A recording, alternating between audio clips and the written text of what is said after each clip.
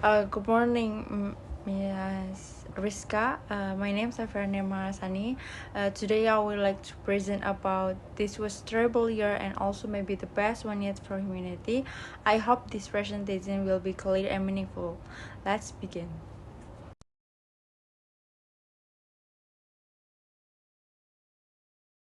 The first is main claim. The central argument of the text is that despite the significant global crisis and the widespread suffering, domination headline 2023 may paradoxically have been the best year in the history of humanity in some clear ways, particularly concerning long-term trend in human well-being. The author contends that acknowledge this backdrop of immense progress is vital to combat despair and motivate continued action of exciting problem. So the next slide is evidence. The first, this line in extreme poverty global statistics show fewer people living below the extreme poverty line than even before. The second, lowest ever child mortality rate. Child death, especially in developing nations, fell due to improved healthcare and disease prevention. The third, progress in literacy, education, and health access. More children worldwide are attending school and benefiting from vaccination, nutrition, and mental health improvement. The next slide, evaluate. At this point are compelling. They really on widely accept development that data set from sources like the World Bank and UNICEF that officially support the claim by illustration clear and measurable progress. Next slide.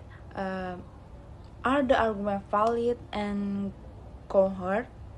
The reasoning for a larger stroke, better metric, better quality of life, or best ever status is coherent and well grounded in data. Next slide. Analysis from the text.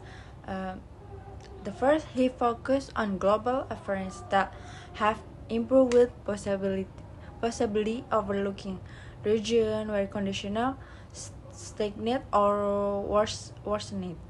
So the second, definition based ever based on select metric may oversimplify broader challenge, example climate change, inequality, and regional conflict.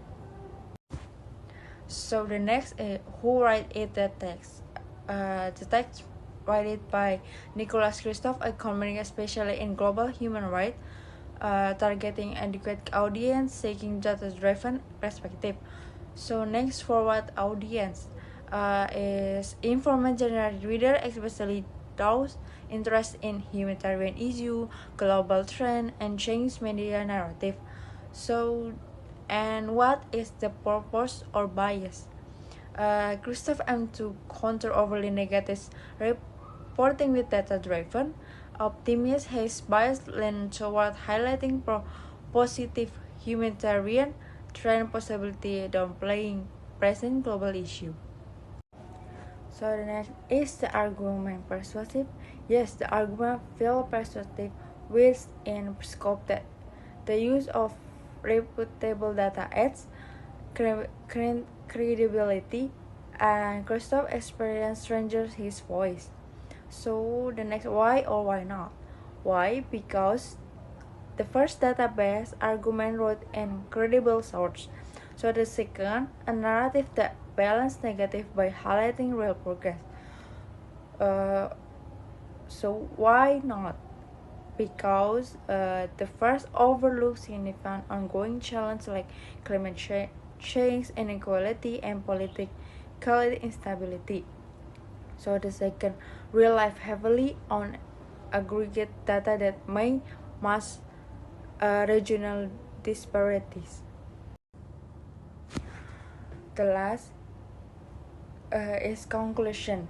This analysis taught me that critical reading informs more than simply understanding a text and required questioning the author's proposed evaluation, the strength of the evidence, and identify any underlying bias by examining Nicholas Kristof optimistic argument that 2023 was the best year ever for humanity.